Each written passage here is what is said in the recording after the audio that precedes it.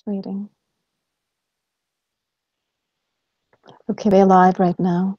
So good morning, everyone, and hello again to the second edition of Romola D Reports.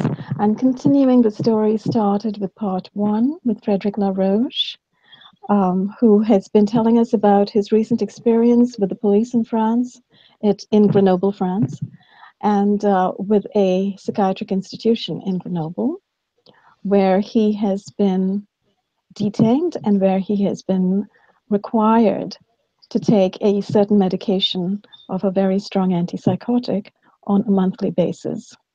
All of this being related to his activism regarding the use of electromagnetic weapons and neuroweapons on civilians in France, a scenario in which he's been very active and very helpful to all civilians who are experiencing this kind of covert harassment and covert surveillance from a whole variety of authorities, so-called authorities, meaning intelligence agencies, possibly military groups, and so on. So at this point, in this particular podcast, what we are trying to do is go back in time a little bit to the moment at which Frederic began to become aware that he himself was the subject of unlawful surveillance, and that the form that this surveillance was actually taking was quote unquote electronic or electromagnetic. In other words, he was beginning to feel on his body electromagnetic signals that were coming in from outside. This is very much the experience reported by many hundreds, if not thousands, of people worldwide, and it's most definitely a situation that needs to be exposed, challenged, and terminated. So we're going now to the time period, I think, of 1998, when Frederic Laroche was living in Grenoble, France, in a suburb of Grenoble, France, and we're going to hear the whole story from him. So welcome, Frederic. Yes, hello. And before we begin, once again, I wanted to ask if you wanted to take the witness affirmation so that we can prove to all viewers that what you are presenting is most definitely the truth as you have experienced it. And so that this information that you are providing can be used in a court of law if needed. Yes, sure.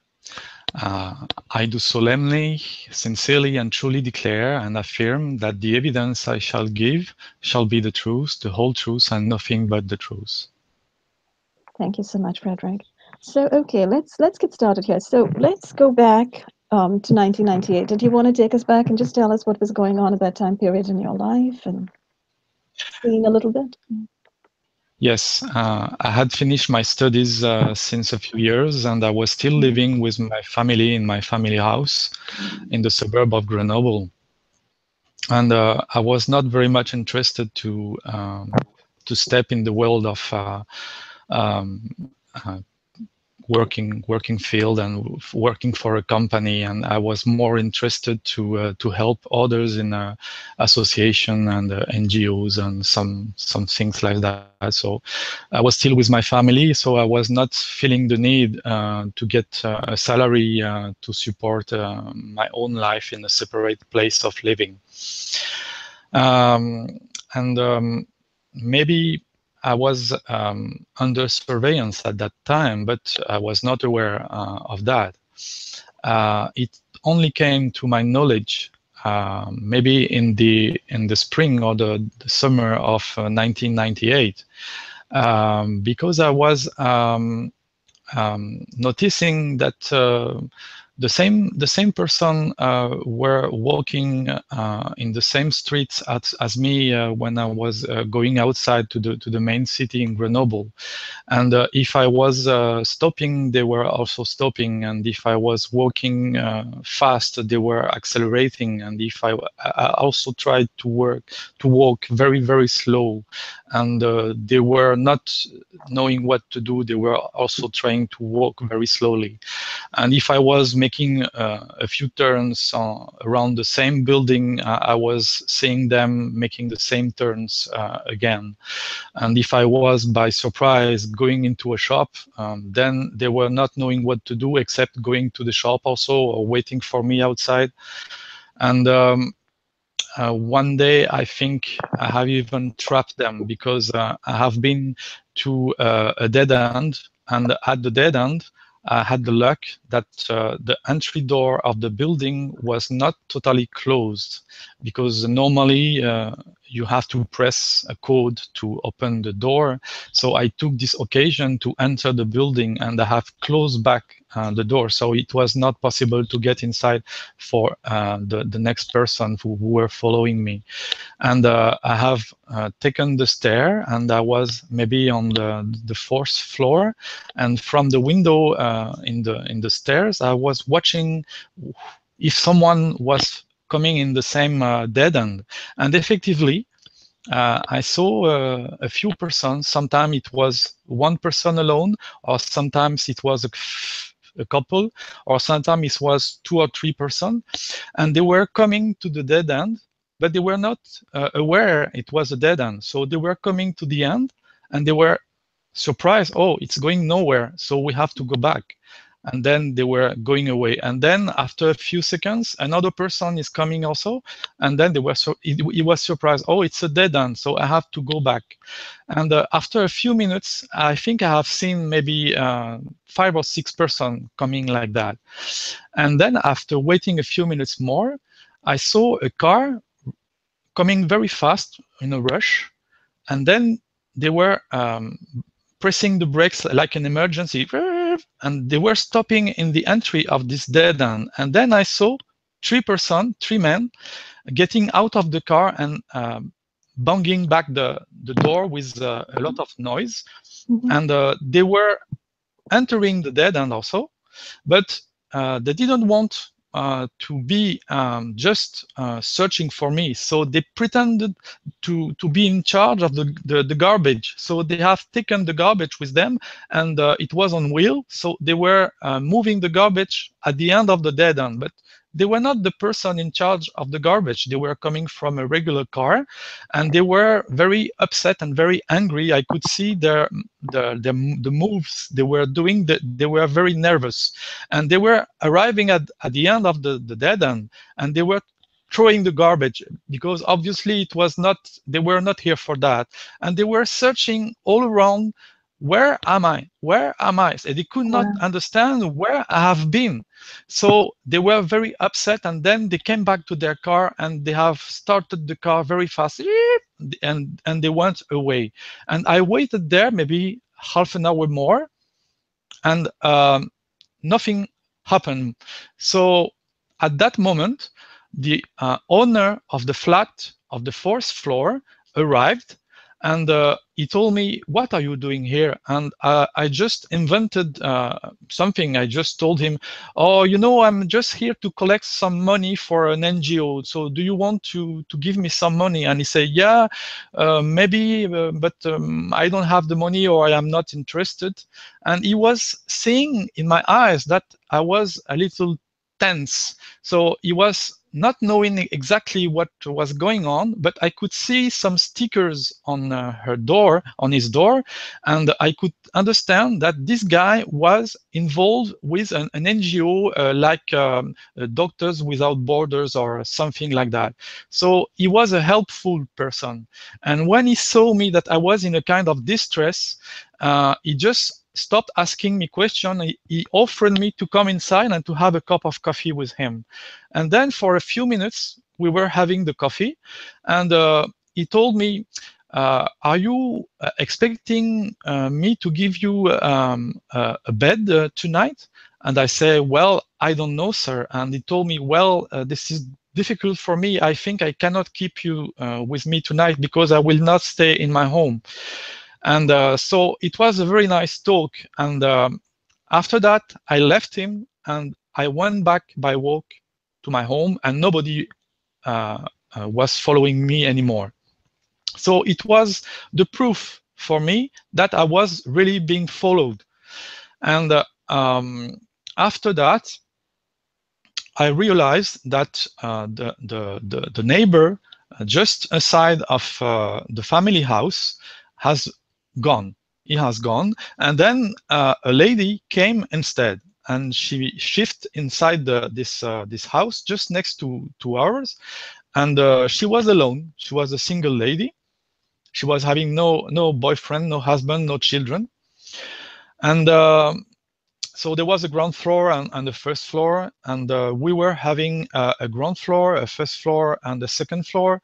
And my bedroom was on the second floor, and it was very near to this house. So I was not paying attention at first, but then I was feeling some pains during the night. I was sleeping, and it was happening just after a few days after her coming here. I was having pains during the nights, and it was a pain in my abdomen, and it was maybe situated under my right kidney or bladder. I was not sure exactly where it was situated, but I could not, by touching myself, I could not feel any damage or any kind of things, and it was only happening when I was in my bed, still not moving during the night, and it was not happening at any other moment. And it was a very hard pain, like if I was having a kind of needle punch inside my abdomen. So it was very painful, and without the possibility to understand what is it exactly. And a few times later, I have asked the help to my doctor, and he has made a few examination. So we have made X-rays, echography, palpation with the hand. We have made blood analysis, urine analysis, feces analysis. I think we have even made a scanner with the brain, and there were no sign of any explanation, physical explanation of those pains I had during the nights.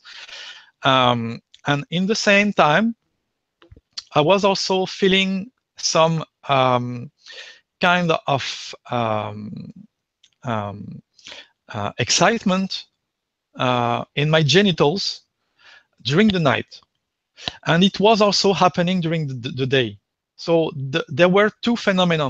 There was this pain inside my abdomen, and there was also a kind of, if you were feeling like playing with sex toys in your genitals, it was feeling the same. It was looking like a vibration, or but it was difficult to know if it's a mechanical vibration or electrical vibration. So I was feeling something was shaking my genitals, but I was not knowing what. And I was thinking this is maybe connected. The both manifestation are connected with this lady, and this lady was. Can I stop you right there? Because it seemed to, at this point in time, you were beginning to consider that these pains and weird vibrations you were feeling on different parts of your anatomy were indeed externally originating signals that were arriving on your body. Yes, actually. I am someone very, grounded, and my thinking is always very rational or very logical and scientific. So when something is happening, on the contrary of the psychiatrists I have met later on, all the psychiatrists made the assumption that I was not able to see clearly through myself, because maybe I was suffering from the delusional sense disease, and such a sick person, from their point of view, is not able to see clearly through himself. And I was not having this disease. I was very much able to see through me, and I was able to see to see the dissociation. And this is very interesting, because when you are yourself, you know that you are yourself. When you are alone, you know that you are alone. When you are with others, you know that you are with others. And whatever is happening between you and the others, you know that it is an interaction between you and others. And there are many interactions between others and between the object, between you and the world, environment, etc., etc. So when you reach your 30s, and if you didn't have before a mental disease, then you are not going to get a mental disease just like that. It's not No, and possible. we're not So even talking about the possibility of a mental disease. There's no doubt, as you say, that psychiatrists who come along and listen to these accounts jump to conclusions and immediately start considering the reporter delusional. But let's set the whole question of psychiatry aside for just this moment and just focus on, yeah, as you say, the science of it. yeah, Because you are a scientist, you are a software engineer, and you've had training in science, right? yeah, yeah, And yeah, so have I. So let's just talk about it from a scientific point of view. You have yeah, these experiences. You've actually gone to a doctor. You've done a whole bunch of tests, medical tests, to figure out what's going on.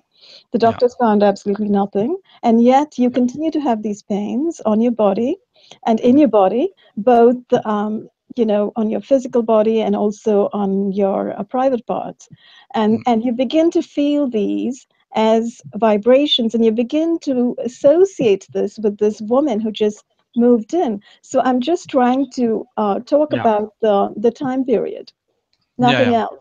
Not and not you know not the mentation involved, but just the yeah, time yeah. period. She moves But in, you start feeling these weird symptoms on your body, and then what happens? yeah, actually, I was able to understand that it was a foreign influence and it was not Mhm. from me. But then I had to find out what foreign influence where from and what or who. And Absolutely. I had no clues about that. Hmm. And I have never been to search for this information on the internet. I was just living my life without no internet in my life. And I was just trying to understand everything by myself. So I saw that this lady kept caught my attention because she was receiving visitors Hmm. in the night. Hmm. There were sometimes one or two big black car and maybe three or four people, men and women. They were going out of this car and they were going inside the home and they were moving in the first floor. And I could hear them talking and laughing and etc. because they were having the window open. It was very near to my own window open. So, and then it was happening the pains at this moment, and when I was having very much difficulties to stay away from the pains, I could sometimes hear them having a laugh. And when I was being successful in controlling that and not receiving the pain anymore, they were, after a few minutes, they were having a reaction to that. And they were angry and mad at me. And they were shouting. And sometimes they were also banging on the table with their fists. So I could see immediately that there was a response to whatever I had. They were having a reaction. It was a response. So if it is a response to what I have, then it means that they were knowing what I have. So how they could know what I have? Maybe they are observing me from the distance. Okay, so if someone can uh, observe me, they can maybe also influence me. And that's how I made the connection and I understood all the story. So these people are observing me through the walls and they are using a kind of technology that is going through the walls, definitely. And then they are using something also technological to go through the walls and then to influence me. And I was thinking, okay, if it is vibration or if it is something mechanical, it could be infrasound, it could be bass sound, and this can make vibrating the walls, and maybe it can make me vibrating. And I was thinking maybe it's a pressure wave that they are sending to me. I was explaining that very simply, and I had no other explanation for the beginning.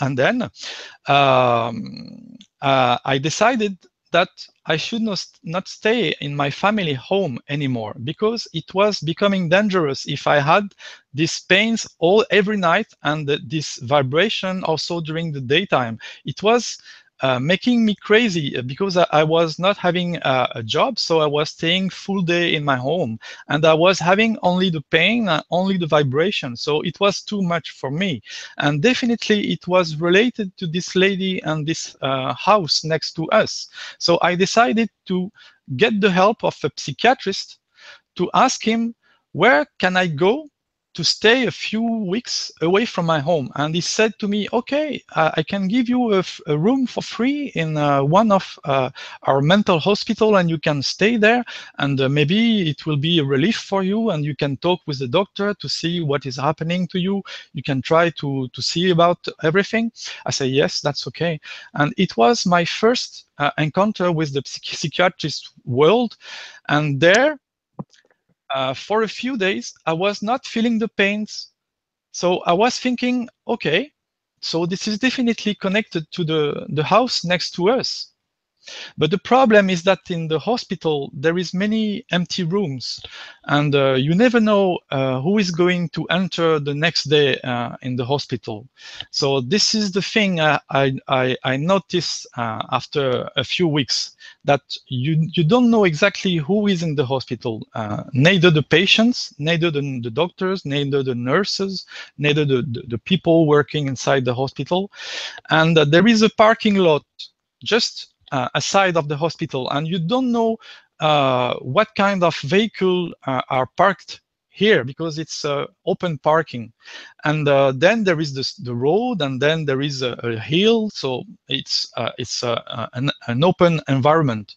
So after a few days, I noticed that the pain were coming back in the hospital, and I decided to not tell that to the doctor. I just wanted to ask him to help me with a medicine to provide me a kind of chemical shielding to help me to not feel the pain anymore.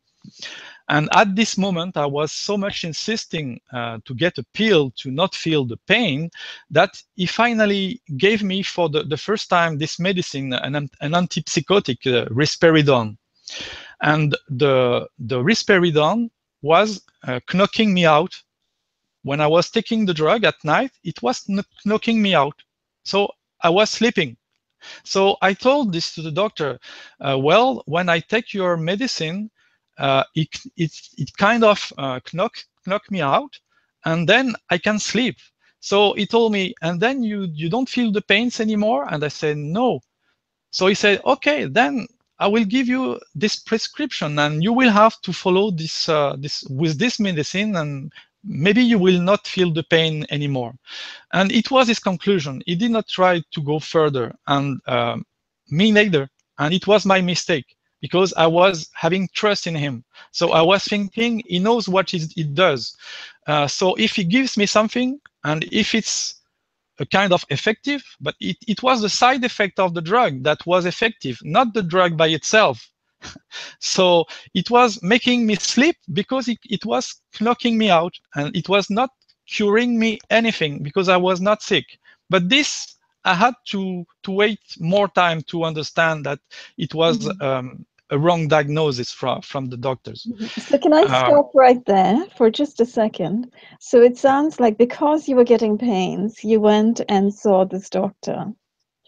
Now, did you see the psychiatrist through your general physician, or was it, did you do it separately?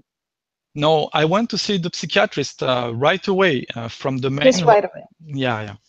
And I was I was asking him a place to stay, and he told me to stay in a place to cure, but it was not exactly the same purpose. But anyway. Right.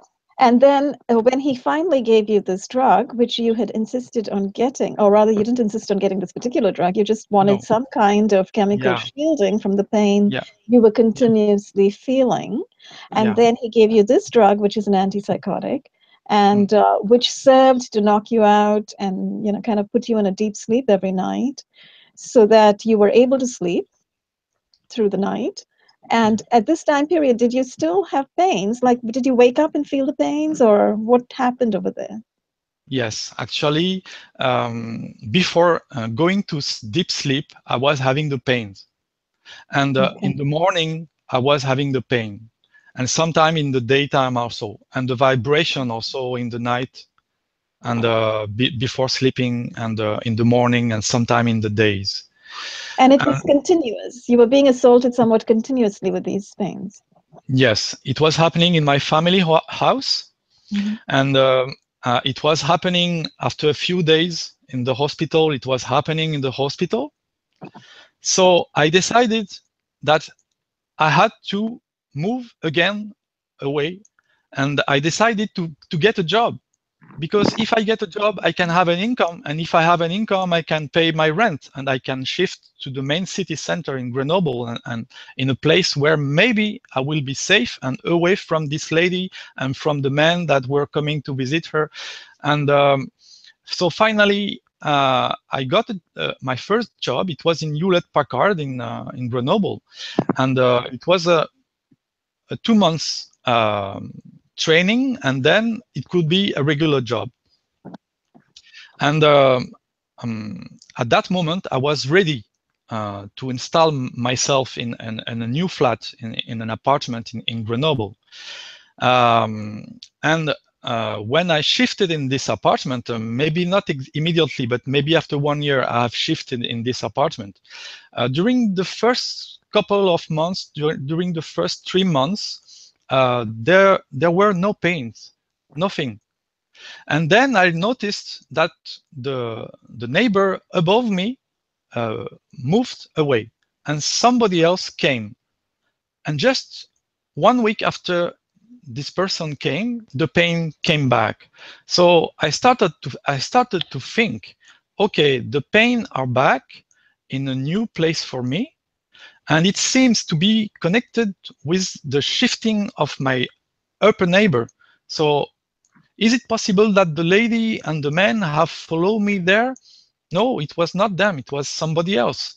But maybe they were doing the same techniques, the same tactics to me again. So I was not able to understand who were exactly this person, except that I have met them, I have made an encounter, and I have talked with them, and I have listened to what they were talking with each other, and I have observed them very closely for a long period of time, because it was maybe for 1 month, and it was in Hewlett-Packard.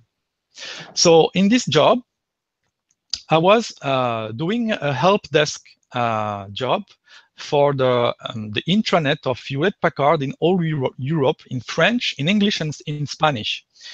And we were a team of maybe 10 technical experts about Windows NT at this time. And I was not very familiar with the system. So they were training me for 1 month and 2 months. I was on the training. So for the first 2 or 3 weeks, we were in a small building that was very a part of the main building of HP. So we were a little far, maybe 500 meters far from HP. We were having a separate building.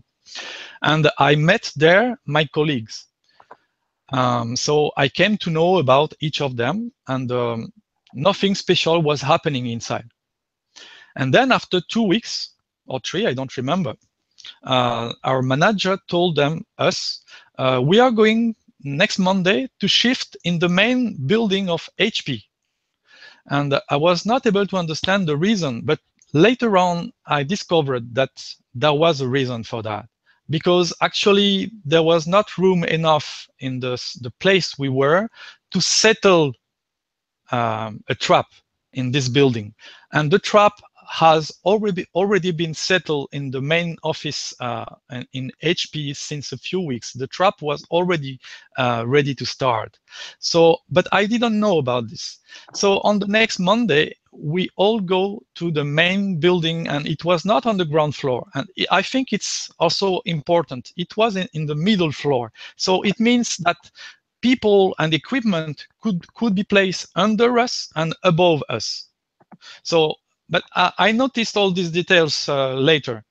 And then I saw that we were in an open space. So there were many desks, and a half limitation every 3 row of desk. So we were sitting in 2 rows of desk, all the 10 technicians, and there was a 3rd row of desk. They were empty. So for the first days, we were working together here, and there was many empty desks around us, and some other desks were having some technicians also. So we were doing the job, and then after a few days, I was coming, and the empty row was filled, full of new person, and they were not technicians. Actually, I didn't know who they were. And I was continuing my job with my colleagues, and I was only listening because I was on the training. So I was listening also to these guys, and there was maybe 1 or 2 ladies, and I was listening to what they were talking to each other. And I noticed in their conversation that they were talking about things that I was knowing, things that I have seen, things that I have read, things that I have been there, or things that I have done, and even things that I have done alone.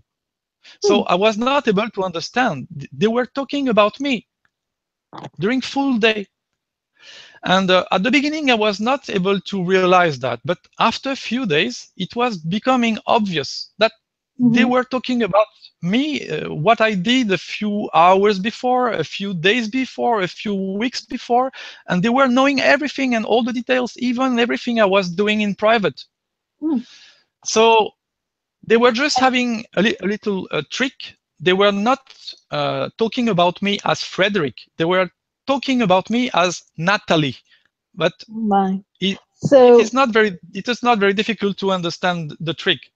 Yeah. So basically, you started to become aware that these people were really talking about various things you had done, your ideas, your thinking, your words, and actions that you had taken. And they were doing this on a continuous basis, but they were referring to you with this seemingly coded name, Natalie. Yeah, they were talking between each other, and they were saying, "Okay, Natalie has been very angry last week, and I think she did not like the meal that her mother made for her."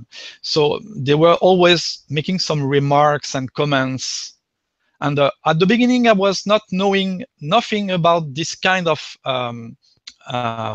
interaction between this group of person and the targeted person. So I was not knowing anything about that. But it is their procedure. They have to make some comments, and they have to say the things that the victim has done before, and they have to make some remarks and comments between them. And the purpose is to get the attention of the victim. And when the victim pays attention, it means that the procedure is working well, and then they can proceed.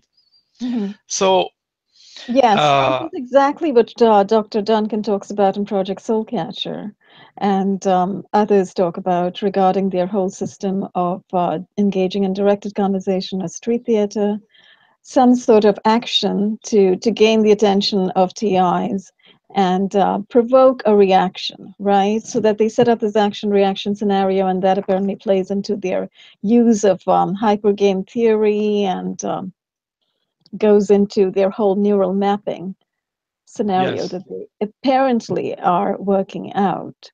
So, but it's very interesting hearing your story, because your story is sort of from the point of view of somebody completely innocent and not aware of this scenario at all that's in play. And you're just kind of becoming attuned to what is going on around you and recognizing that these people who are supposedly sitting next to you and supposedly working in your workplace are not really talking about work or work-related affairs, but in fact are talking about Natalie nonstop, and in a very close focus kind of way.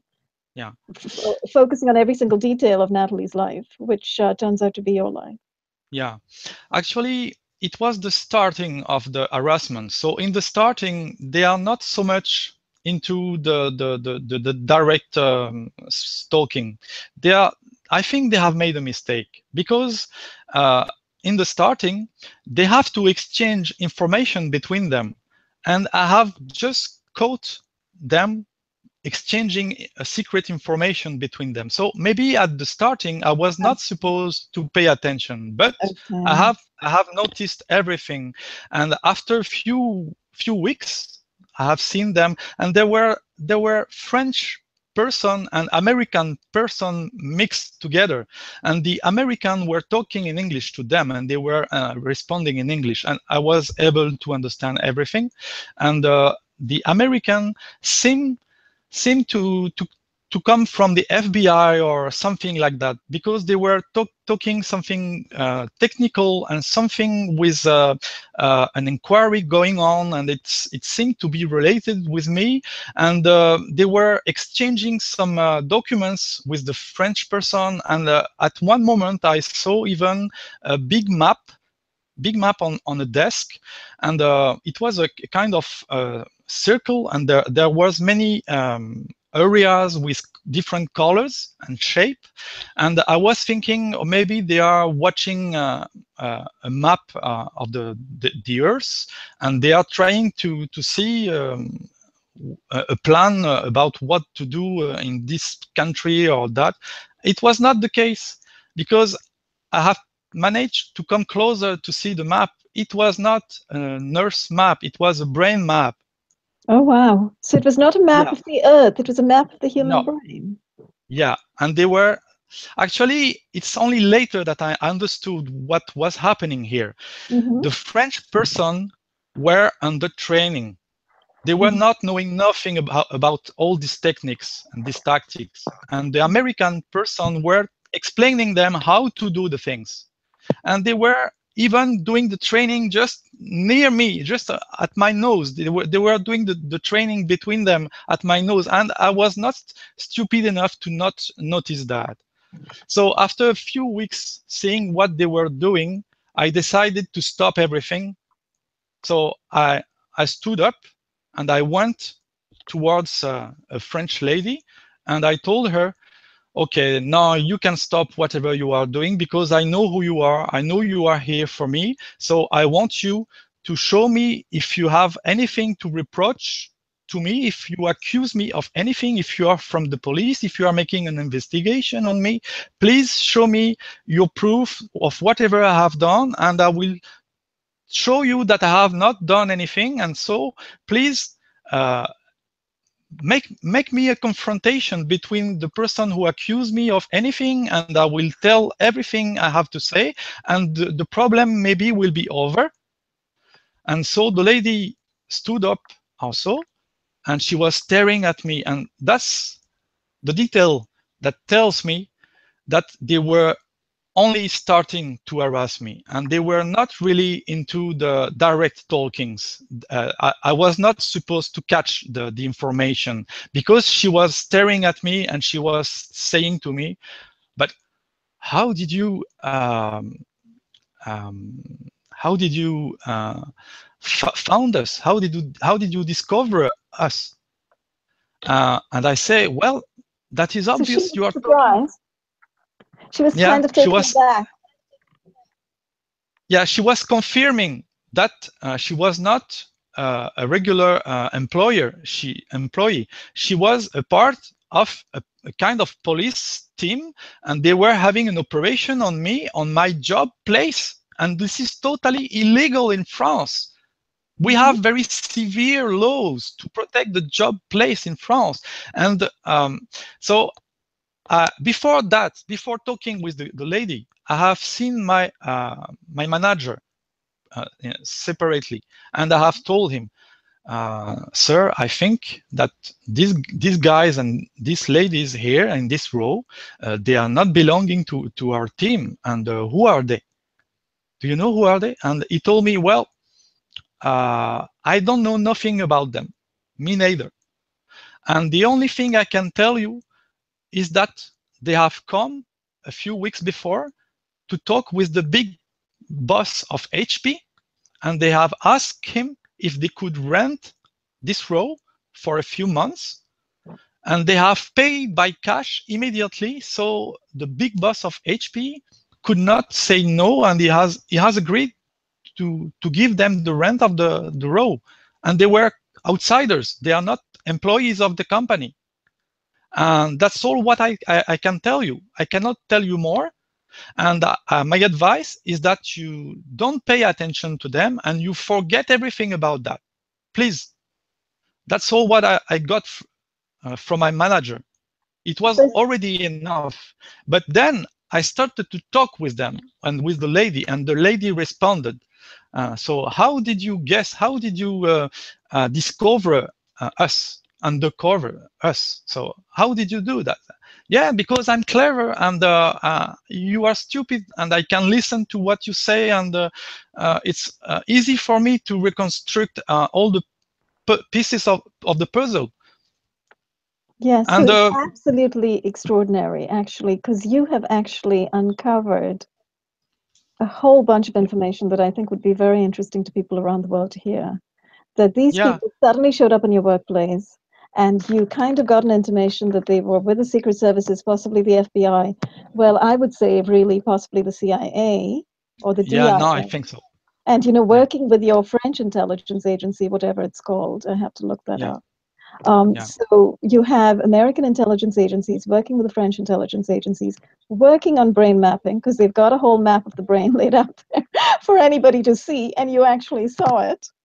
And then you catch these people kind of really focused on you, on the minor details, the minutest details of your life, on a day-to-day basis, on a minute-to-minute basis. And then you find out from your manager that he's actually rented the workspace to a whole bunch of outsiders for a huge sum handed over in cash, which sounds like major bribery right there, extreme corruption and criminality being practiced by Hewlett Packard, because you were working for Hewlett Packard. Yeah. On the Hewlett Packard work floor. Yeah. Absolutely shocking. So it was also interesting to see that my colleagues were involved in the process. So sometimes this group of persons, they were going to the coffee machine, and my colleagues were also going to the coffee machine. I could see them talking with each other. So I was very intrigued. Is there a kind of relation between my colleagues and this person? So one night, after everybody has left, I waited the last minute when nobody was there. And I came to the office of one of my colleagues, and I opened his drawer. And inside, there was a little sticker. And on the sticker, it was written renseignements généraux. And there was a list of names and mobile numbers. Isn't that the name of the French intelligence agency? Yeah, renseignements généraux means French intelligence service. So I was very shocked. It was in his drawer. So there was a connection between them and my colleagues have been involved in my harassment. And I could observe my colleague doing the harassment on the behalf of this person who were just sitting there doing nothing. And my colleagues were training me. So they were coming to me, they were talking to me, they were showing me things on the screen, and I had to do some exercise, etc. And I was visiting each of my colleagues because each of them has a special competency. So I have to learn from each of them. And I was noticing that sometimes they were pressing something in their hand, in their right hand, and another thing in the left hand. And this has happened many times. And every time it was happening the same thing. There was a bad smell. There was a bad smell, and it was a bad smell happening at a certain moment when I was being told something, and I was supposed to have a certain reaction based on what I was being told. And if my reaction was not good, I was having this bad smell around. So I had to do like that. And I could see that they were pressing something at that moment where the bad smell was coming. So I think it was a kind of poppers or something, and they were pressing something, and the bad smell was coming out. And in the other hand, they were pressing something else, and they were bringing to their nose. And I could understand what it was because one of them made a comment, and he said, "Luckily, we have this one because we can have the perfume in our nose." I see. So they were having something to influence me with the smell, to say something different at the next time they were telling me the same thing. So it was a kind of conditioning with the smell and the odors. And it's a conditioning. Right, and you noticed them doing this thing with these smell canisters that they were operating. And you always smelled the bad smell. Did you ever smell any good smells, or did they keep that for themselves? No, it was only for them. And the bad smell was for me. And they were becoming upset because I was not willing to cooperate and to go in the right direction. So the bad smell was coming a lot, and they were annoyed by that. So at one point, one of them, he told me what he was expecting from me. He told me, Frederick, when I am very mad at something, I really become mad at something, and sometimes it is good to become mad at something and to let your anger come out, your fire from inside go out. So you should do the same. And I don't remember exactly what he said. He said, me, I am not ashamed to be a sadist. I am not ashamed to be someone very angry sometime. Actually, I think there was no sense about what he said. He was just very upset that I was not going in the right direction, and he could not help himself but telling me what he was expecting from me. So in the same time, I was listening to the people on the desk and next to mine, and they were talking about my language, my words, and they were talking about my semiotics. And I discovered later that the semiotics, it's the brain waves vocabulary. So I didn't know at that time, but they were having equipment to observe my mind remotely. And they were making analysis live of what was happening, and they were making my vocabulary. Right. So basically, just to sort of recapitulate what you were saying, you began to get indicators to the extent that, to the effect that basically everything that you did had concomitant brainwaves, and those corresponding brainwaves were being picked up in some way by their methodologies and technologies, and being associated with those specific words and actions that you were demonstrating in real life. And then you have this person coming along and trying to tell you that it's okay to get angry. In other words, encouraging you to have angry reactions or to show anger because perhaps they were intent on capturing those specific brainwaves for anger. Okay, which plays into the whole. Yeah, I didn't know nothing about that, but this is my observation, my raw observation.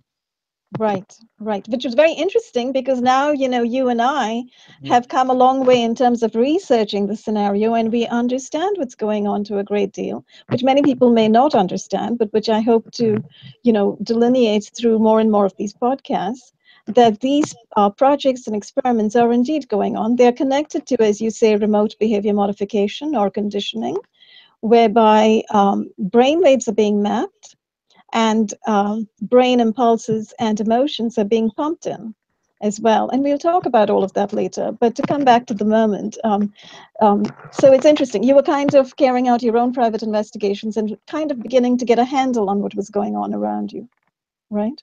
Yeah. So at the end of the 2 months, the manager I had in HP, he told me to not come next Monday to the office, and so I was getting fired. It was over, and so at this time, I knew that there was a kind of police operation on me, And I decided to create my own association. So I created my association to defend my case because I wanted to make a complaint against that. And I have used my association to contact all my colleagues from HP and my manager from HP. So I have sent maybe 15 letters to them.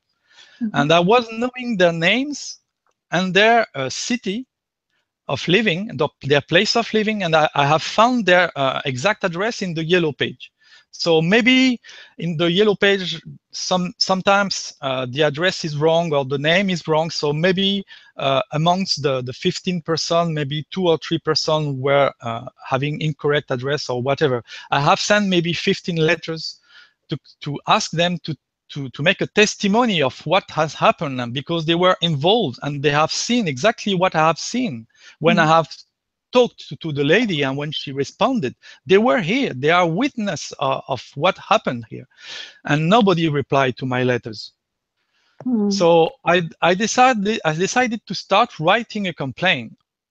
And this complaint took me 1 year to complete because I wanted to write more details and more details and more details, because many things have continued to happen to me. So it took me 1 year to write. I have sent this to the prosecutor of Grenoble, and maybe 3 months later, I have been required to come to the police station of my my place of living. And then the police officer was telling me at the first minute, he was telling me, well, sir, it must be very tough for you to leave such things that you have reported in your complaint. So it must be difficult for you, I can see. But please sit. I would like to know a little more about you. So what are your occupation? Who are your friends? What is your schedule of the day, and etc., etc. So he was making an inquiry about me, like if my complaint has been returned against me, and if it was me who was creating a threat to the public order. So I saw at this moment that the police was maybe of no help, and neither the prosecutor of Grenoble. So at this moment, I distrust completely the police and the judge and the justice and the prosecutor. So I was feeling completely alone. No one could help me regarding this. I had to go through this only alone by myself. I knew this at this moment. And then I decided after HP to find another job with a specific context. This job was to roam for 1 year in each city all over France, and every week I had to sleep in 2 different hotels because I had a job to install some hardware and to do some training for the employees, how to use the hardware and the software. So it was my job, and we were having a team of 10 persons, and we were going to all over France for 1 year. And I was thinking to myself, this is the perfect job because I will never sleep at the same place. Every night or so, I will be sleeping in a different place. And this is perfect for me because I am targeted at my home. So if I don't sleep at my home, I will be perfectly fine. So it was my idea. And I got the job, and I started the job. And the first times, it was fine. I was sleeping well in the hotels. But after a few weeks, it was over. The pain were coming back to me at the hotel. And I was thinking, how is this possible? They cannot be in every city of France. How they can follow me? And yes, of course, there is an easy way to find me, because the bookings of the hotel are made maybe 2 weeks in advance by the secretary of the company. So if somebody can listen to the conversation over the phone of the company, they can know every bookings of all my hotels for all the year. So from that moment, I have suffered from the same pain at my home, but at the different hotels at everywhere in France, because this person were able to be in my hotel before me. So I decided to use a trick. I was changing my hotel booking at the last minute. I was canceling, and then I was choosing a hotel randomly. And during a few weeks, it was working well. I was not having the pains. I was free from that. But the problem is that they were following me so easily and so quickly, and they were so numerous, but I was not aware about that there were a lot of them working everywhere in all the cities. So actually they managed, even when I was changing my booking, they were managing to find me after just 1 or 2 hours after changing my booking. They were also coming inside the new hotel I had just booked now. So they were also targeting me in the hotel. So it was a failure. But I have stayed in this company for 6 years. And this is also a proof that I am very much able to do a job, even while being harassed and targeted and tortured. So this is something interesting, because the psychiatrists I have seen later on, they were all thinking I am delusional, and they were thinking that maybe it's not compliant with the possibility of having a job. And that was the proof of the contrary, because if I was delusional, how come I could have many jobs during maybe 15 years. I had many jobs. So maybe I was a special kind of delusional sick person, or maybe I was not. So, but they could not make the step further in the thinking. They could not think. Yeah. I think, by the way, psychiatrists are jumping through hoops, trying to rationalize and trying to dismiss these reports of being assaulted with electromagnetic weapons.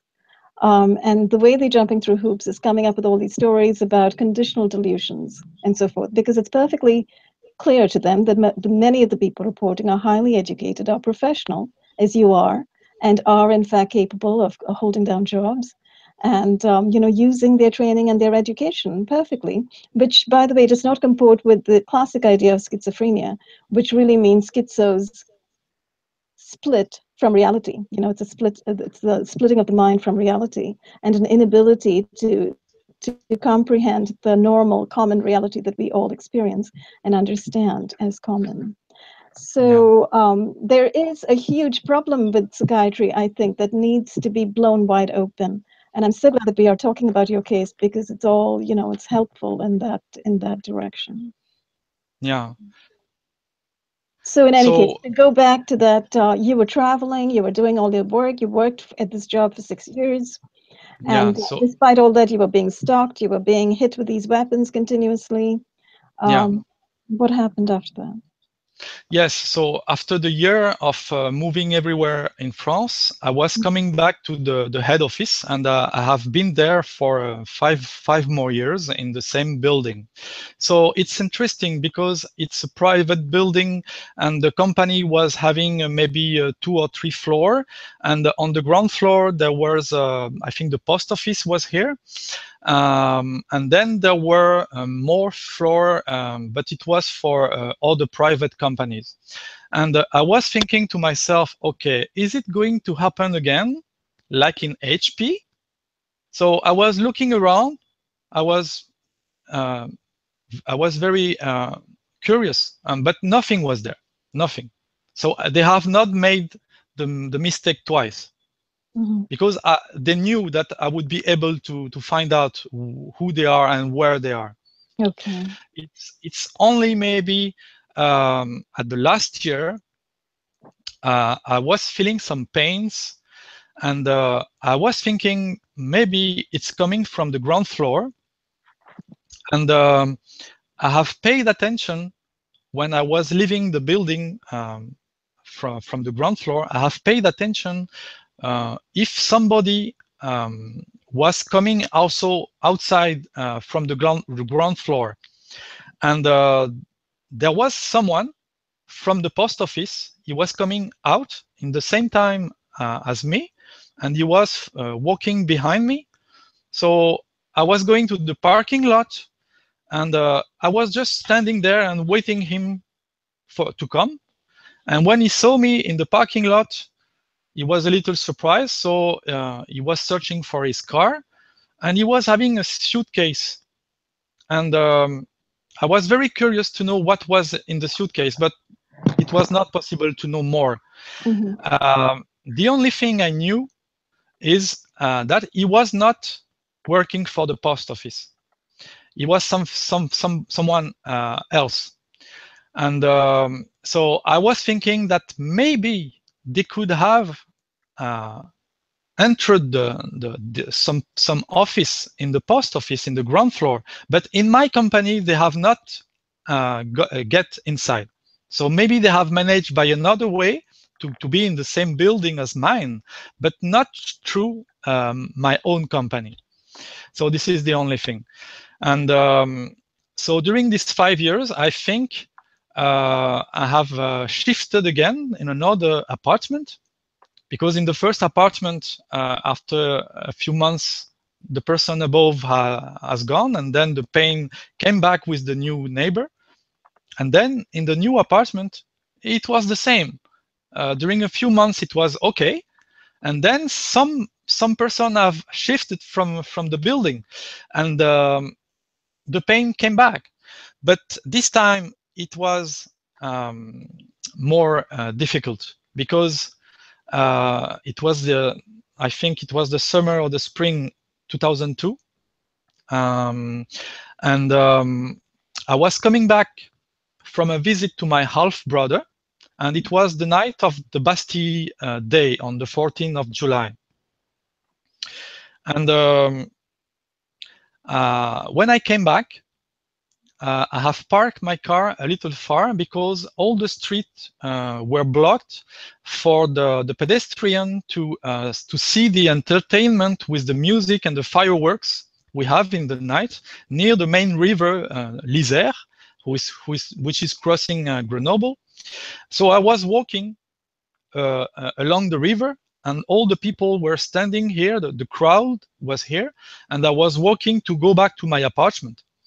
And by walking, I was being able to understand that the people following me all the time were already here, and they were expecting me to come this way, and they were already following me, surrounding me, and they were already doing their direct talking about me, etc., etc.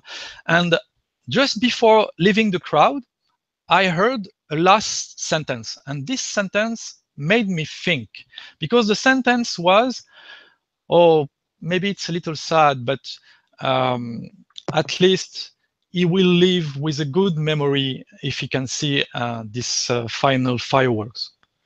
And I was thinking, what? I am going to live? I'm going to live what? Because I was sure they were talking about me. Mm-hmm. So I was thinking, oh, maybe it's just one of the joke. Let's not pay attention to that. And I came to my flat, and I started to try to sleep. And by the way, when my psychiatrist in '98 has given me a pill to knock me out for sleeping, my main generalist doctor was also helping me to sleep by giving me a sleeping pill. So the sleeping pill was Zolpidem, and he gave me also a pill for relaxation. So it was a kind of opium-based pill like Valium. So I was using these 2 pills for sleeping plus the antipsychotic. So I was using 3 pills for making me sleep. So it means that my sleep was very hard to get because of the pains. And when I was unaware of the pains because of the pills, then only I could sleep. So I was taking my pills, I was going to sleep, and then I felt like I was going to die. In my brain was completely melting. My brain was completely splitting into pieces. So I was avoiding, because I was feeling it's coming from a beam. It's coming from a beam. I mean, maybe it's coming from the apartment next to mine. So I was feeling that it was it was directive. I could see that it was going into a direction. So in my bed, I was already having the pill, so it was a little difficult to wake up. But I was feeling that if I could move my head, I could avoid the pain. So I have passed all the night moving my head on my bed all the night, and I have avoided to be killed, because I think that's they wanted to do. They wanted my brain to melt or split or whatever, So disconnect. you feel you were getting such an intense beam that you felt that it was targeting your brain to the extent that you might have suffered brain death. Yeah, Had you just I sort of think stayed stationary. they wanted to put me into a coma or something, and that's the explanation comes from the last sentence of the lady I met from their group in the crowd, and she was saying that I will live with a good memory, with the beautiful fireworks. And the word "live" doesn't mean Right, to leave a place, but it means to live the life. So right. she was talking about my planned death. They were planning my death on the night of the 14th of July 2002 in my flat, from the flat next to me, who was having a fake neighbor with a Mhm. gun. So So this was an it's the first time. assassination attempt with an Yeah, electromagnetic beam directed at your brain. yeah, and it was the first time, and it was not the last. This is such a So dramatic story. in the morning, I knew that I had to move away. So I have phoned to travel agents, and I told them where, what is the farthest place I can go without a passport. And they told me, well, you are French, you don't have a passport. Maybe you should consider to go to Turkey, because you can go without a passport. So I say, okay, book me a ticket. I want to go to Turkey this afternoon. And I have made my luggage. I was having my tent, my sleeping bag, my pillow, etc. And I just picked up a few things, and I was thinking, I have to escape from here.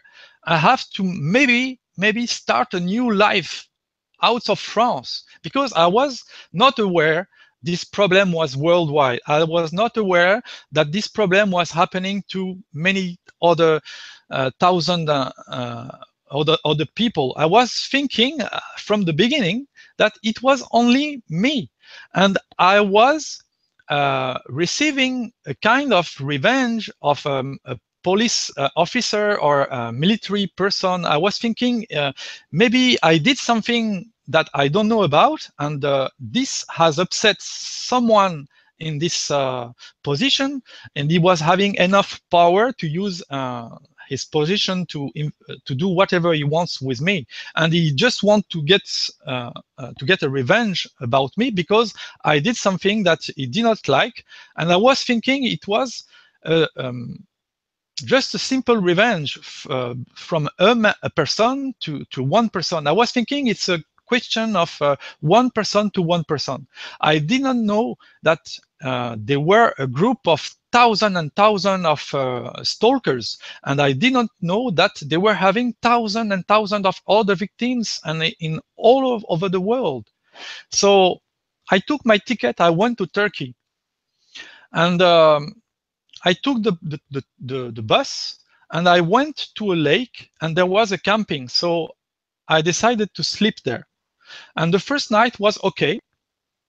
and there were not so many other tents. There were just maybe 3 or 4 tents plus mine. And then on the next day, I could see popping new tents, many of them. So where these tents were coming from? So I don't know, but it was maybe more than 2 days that I was in Turkey. So I think they have managed to ask the local troops in Turkey to be involved in my harassment. That appears to be what's going on worldwide. They're just working out arrangements with the local intelligence agencies who are setting up their own informant networks on the ground, and this is happening worldwide. Yes. Which part of Turkey, by the way, were you in? Yeah, I was in Istanbul and some places around. Yeah. So on the second night, it was again the pains were coming back, and maybe they were shooting at me from the tents or from the cars or whatever. There were many possibilities around me.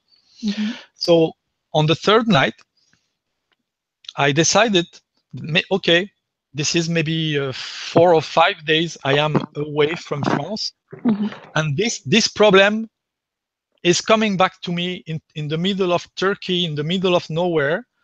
After 5 days out of France, this problem is again happening to me, and it's very painful. So I decided to not sleep a third night in the camping, but I have left all my stuff in the camping. And just opposite of the camping, there was a hotel. So I went to the hotel and asked for a room. And I took a room. And in the room, I have settled there. And I have searched in my my bag, and I was having a lot of pills because I knew that I was in the need of using some pills for sleeping or anything.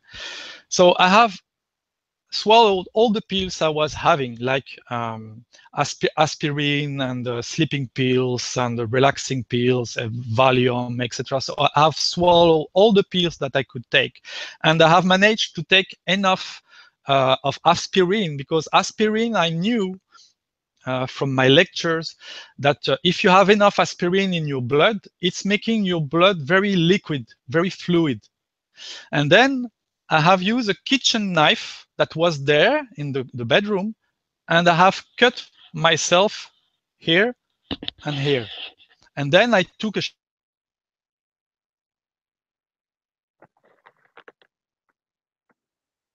Frederick, I've kind of lost you. You've kind of, shower. your video has stopped. Okay, I missed a few minutes of that because everything kind of froze. So you told me you had taken aspirin, right? Yeah. So basically, are you saying that you were in a state of real torment about this assault? That you were contemplating making an attempt on your life? Is that what you were saying?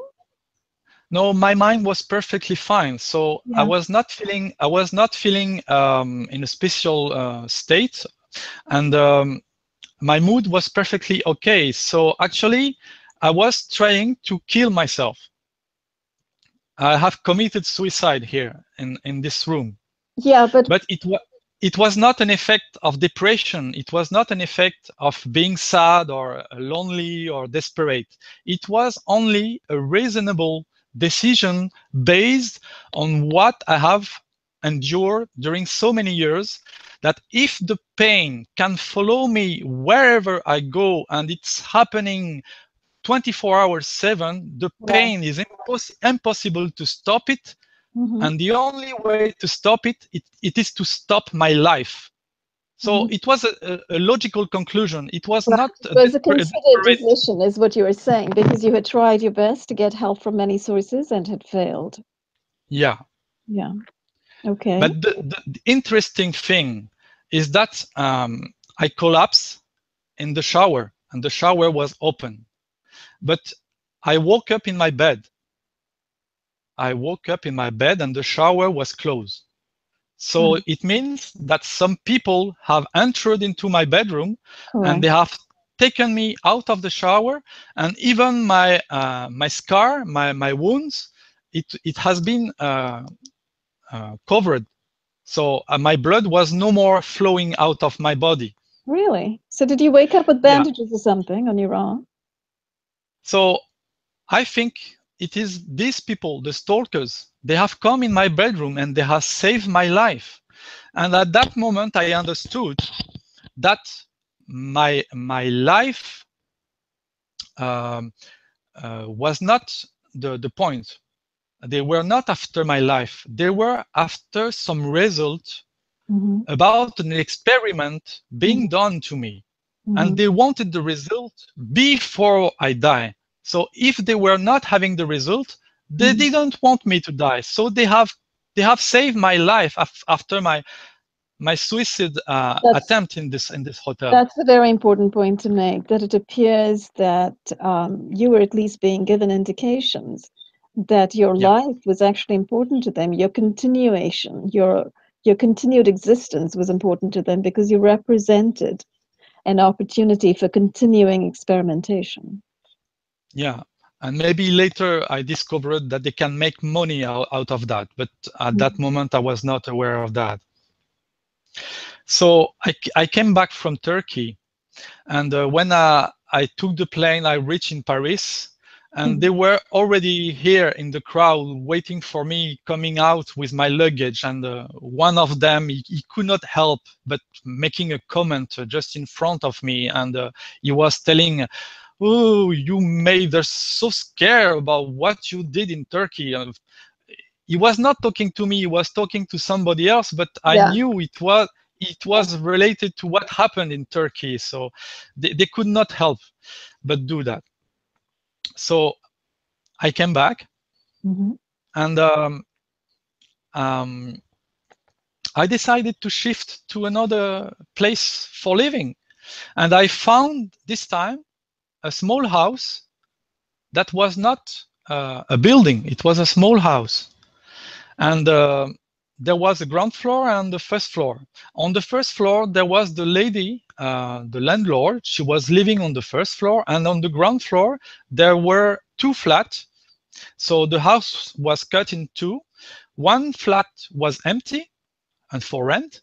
And the other flat was belonging to the son of the landlord lady. So I was thinking, this is perfect. This is not a building. There is no neighbors around. And the only neighbors, it's the landlord lady and her son. So I was expecting to be perfectly safe here. But you cannot never expect that. So it has happened the following. When I settled there, it was very good. I could enjoy the life because it was in the mountains and I could enjoy the life in the mountains. And I was thinking, okay, maybe now at least I can have some relief. And then after 1 week or 2 weeks, the son came to me and my neighbor, and he told me, oh, you know what? It's been 5 years that I was searching for a bigger apartment for me to live with my wife and etc. And I could not find this apartment, but now it has come. I found it. It's near Chambéry. It's in Aix-les-Bains. It will be a beautiful apartment. Finally, I found it. And I was thinking to myself, well, that is a surprising event. Something is happening just 2 weeks after I come, and he was expecting for that since 5 years, and just now it has come. Well, okay.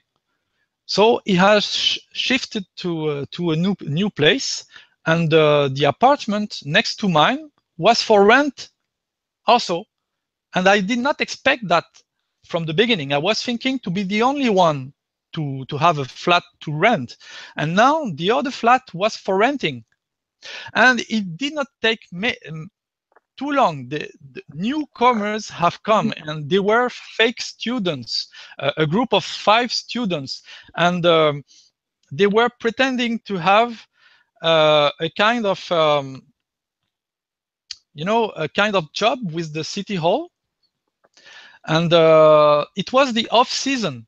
So what kind of job 5 students could have to do all together in the same time in the city halls of a small mountain village during the off season. So this was having no sense.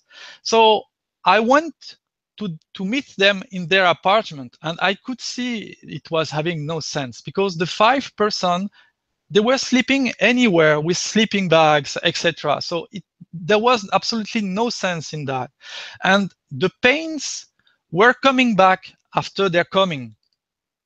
And it was not only them, because I have seen every night, after a few weeks later, apparently the students were not enough to target me because they were just standing aside of me. They were not above me.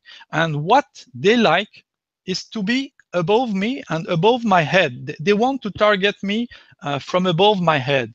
So they have managed to convince the landlord lady to move away from her own home every night. She was taking a taxi, and the taxi was driving her up of the mountain. And I could find later on where she was going. She was going to a very big hotel on the top of the mountain, and this hotel was closed because it was the off season.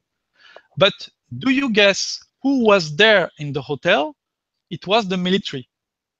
There were many trucks of military here, and they were using the hotel as a base. As a base for what? So I was thinking maybe they want to do some military exercise.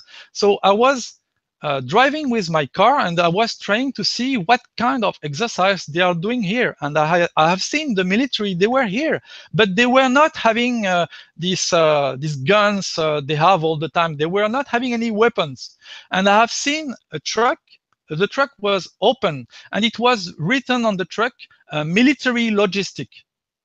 And inside the trucks, it was full of clothes and food and you know, for using in the bedrooms of the hotel. So I was thinking, this is not regular military training. I think these militaries are using these clothes to pretend to be regular inhabitants of the village. But I discovered this later on, because on the same time I was seeing this lady every night. The taxi was taking her to this hotel, and she was coming back in the morning. So what was happening in this house during the night? Well, a car was coming just after she left, and a few people with luggage and bags, they were coming up in the first floor. And I could hear them talking between them. And it was the same spectacle as the first time I was in my family house with the fake lady neighbor next to us, because she was receiving people, and they were talking, and they were laughing, and they were being angry sometimes. And it was exactly the same. The only thing is that on the first floor, nobody was here. And there were this group of 3 or 4 person, men and women. They were coming with bags. And then at these moments, I was having very, very heavy pain inside my brain. And I could see that if I was still, the pain was becoming very intense. And if I was moving around, the pain was a little shifting.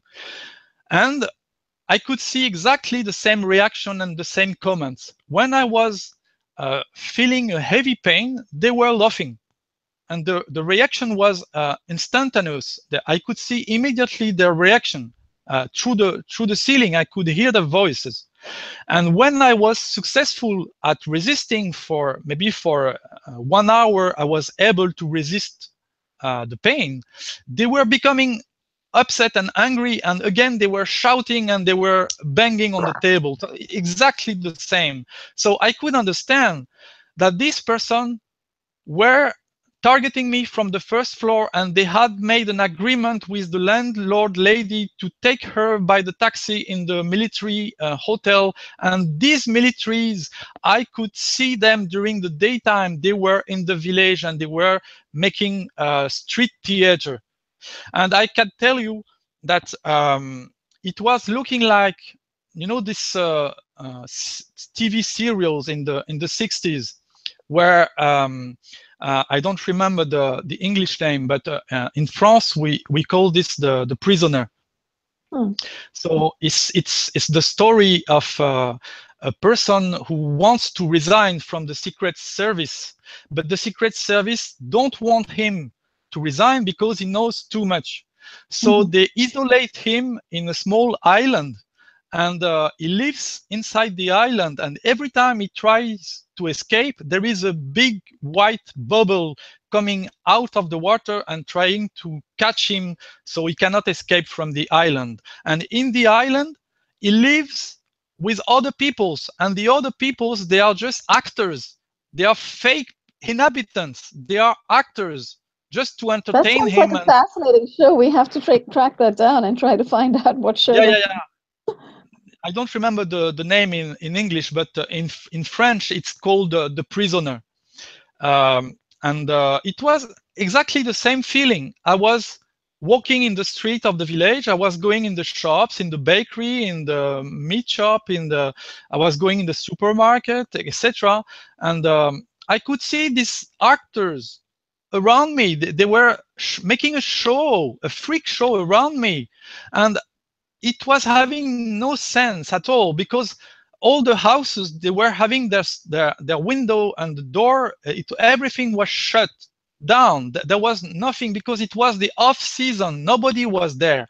So in my mind, I was thinking I should make a comparison with the other village. So because if I stay only in this village, if I don't make a comparison, I cannot understand relatively how I can understand my observation, because I'm a scientist. So I need to find a point from where I can make the observation and the comparison. So I have been to 2 or 3 villages around, and nobody was there, not even a cat. And all the doors and the windows, everything was shut down. So it was almost the same in my village, except that in the street, there was a crowd of fake pedestrians and fake cars and fake inhabitants and fake couples and fake children, because they are involving the children in their street theaters and in their process. In their process, it's men, women, children, teenagers, elders, unemployed. You have any kind of person doing this job.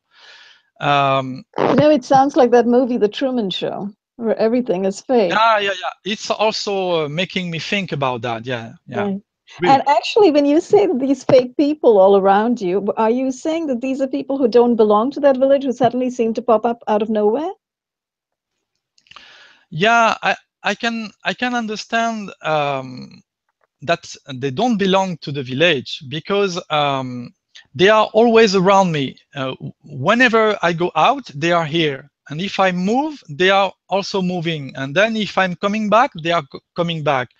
And it's not always the same person. So could it be possible that it's some kind of tourist? But no, it's the off season. So no, there is no sense at all in all these stories. Yeah, so it's a very odd kind of populating of this wonderful French mountain village right in the middle of the off season, but nobody should have been crowding the area. Yeah, because it was in the summer, and it was in altitude. So if there is not snow, nobody will come to ski. So the shop will be closed. Because it was mainly apartments for rent for the people who get in there for the holidays. So the holidays were not here, so nobody was there, and the people here, they were just walking, going inside a shop, going outside, taking a car, going away, coming back, and they were not entering in their home, because it was not their home. And I think they were belonging to this group of military who were using fake dresses, etc. So at this moment, I knew that they were going to kill me a second time in this house. So I had to escape again, Did you and this get time, further indications that there was going to be a second assassination attempt on your life? um, well, I think the pains were so hard to avoid when they were hitting me from the first floor. I was thinking maybe it's my last days are just about to come. Right. So Okay. I felt it was urgent for me to go very far from here. And then I decided to follow the advice from my half brother, who gave Mhm. me this advice in 2002 when I visited him after the first attempt of killing me in my previous apartment. And he gave me the advice to go in a place where I could be easily lost, where there is a billion of people. And he was not sure if my stories were true or not, but he was someone intelligent, and he was knowing that the French police and the French Secret Service, they are very capable of doing this kind of things. And when I was telling him all the truths about what was happening to me, because I was trusting him a lot, because he was a very intelligent person. He was a professor of philosophy, and he was a specialist of the religions of the world, etc. So I told him everything in 2002, and he told me, well, I don't know if everything you say is true, but if it is true, and it is very possible, then I think that your life in France is totally screwed up and totally ruined. If this is really happening to you, this is going to follow you and to kill you. So you have to escape from here. And my advice is to go to a place where there is a billion of people and you get lost here. So go to India. And that's what I did. Okay, wonderful. And I know that we're going to talk about your entire trip to India in our next podcast. So maybe Okay. this will be a good time to bring this session to an end. I have to say, this has been such a dramatic and extraordinary narrative in this particular podcast, Frederick. I thank you intensely for taking the time and, the emotional energy to sit down and remember and narrate these events for us because they're so important for the world to hear. And you've done such an excellent job actually pointing out the distinction between the events that occurred to you and then your understanding and investigations succeeding those initial events, which kind of create the understanding for the rest of us listening that indeed something extraordinary is going on, that there are networks involved in organized stalking, that there are networks involved in using directed energy weapons on selected targets. And in this particular case, unfortunately, you happen to be the target of interest to these people. And you've done such a great job actually sleuthing, being a top detective both in your workplace and later on in your travels in France, and then finally in this village. And you've Yeah. painted such an extraordinary picture for us. So this is absolutely tremendous. And I hope that we can, continue this conversation and talk about next your trip to India in the next podcast. Is there anything in particular about these experiences in France that you'd like to, during this time period, that you would like to address at this point before we close? No, the only thing is that um, I have seen a psychanalyst after seeing a psychiatrist. I have seen a psychanalyst, and it was maybe from the year 2000 to 2002. And Okay. he was totally against any kind of drugs, any kind of medication, and he was the best person I have met because I was having very interesting chat with him. Mhm. Um, and one day I told him, oh, I'm still something here. else. Yeah, it's okay. It's my device. It's being too hot. It has shut down. Oh dear. Okay. So you can still hear me and see me? I can still hear you and see you, yes. Okay, that's fine. So at one point of time, I was asking him, what would you do if the police I am talking you about would come to you and would ask you to cooperate for them against me? And he told me, don't worry about that. If they come to me to ask me to cooperate for them against you, I will throw them out of my office with my feet. And he was a very nice person. And I was having also still my generalist doctor. Mhm. And it seems that this secret service have been trying several times to involve my doctors, because my generalist doctor, he has been in touch with the police, but he never told me. He only revealed me this when I came back from India. And at this time, he told me, "Oh, Mr. Frederick Laroche, it's a long time I have not seen you. So you have been in India for so many years. But tell me one thing: is this over? This problem that you had with the police?" And I say, "Well, I don't know." And he say, "Yes, yes, you know, because this person from the police, they have come to me and they have asked me to cooperate with them against you, and I refuse." And he was telling me this uh, 4 or 5 years after it has happened. So I think this psychanalyst who told me this, I would throw them out of my office with my feet. I Mhm. think it was not something he has just invented. I think he has just repeated exactly what he said to the police, because I am almost sure they have tried to come close to every of my doctors, and this one has said no, and even the other one. So at least there were two, at Yeah. least minimum two of them, they have refused to cooperate with the secret services. That's brilliant to know that there are ethical doctors and psychoanalysts around who actually would say no to the Yeah, military services and the secret but services, it the was not intelligence services. the case of another one I have seen just before. Mhm. And it was easy to spot, because the game was that during the conversation, I was asking him to give me my prescription, etc., and he was receiving a call, and Mhm. he was keeping the phone like that, and he was continuing to talk on the phone, and I could easily understand what was going on, because he was talking to the secret service through the phone, and the secret service were talking to him by the phone, and I could hear both of the voices, Oh my. and they were talking about me, and they were expecting me to react from that.